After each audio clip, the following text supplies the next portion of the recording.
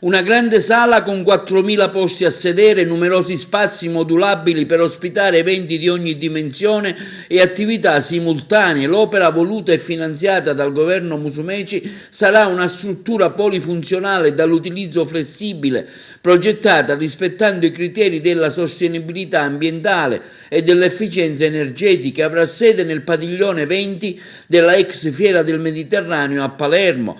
Questo in sintesi il progetto presentato davanti al Presidente della Regione, realizzato dal raggruppamento di professionisti che vede come società capofila la FM Ingegneria di Milano in provincia di Venezia e che si è aggiudicato alla gara per i servizi di progettazione.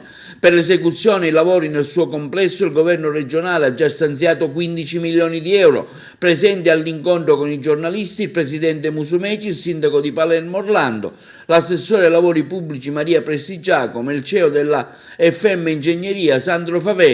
Questa struttura dell'ente fiera diventa adesso il diritto al futuro di una città come Palermo, che deve inserirsi nei circuiti del turismo congressuale nazionale ed internazionale.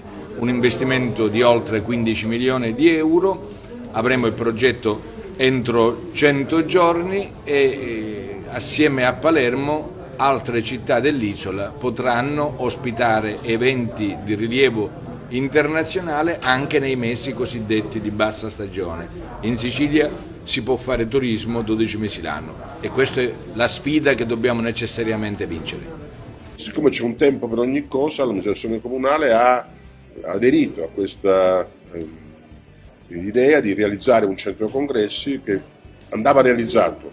Abbiamo preferito operare laddove già c'è qualcosa da ristrutturare, che peraltro torna in questo modo ad avere quella vocazione economica che è stata, come è noto, interrotta dal fallimento dell'ente fiera e poi dalla pandemia che ha certamente impedito un utilizzo economico. Il padiglione 20 sarà riqualificato completamente, quindi sia internamente che esternamente.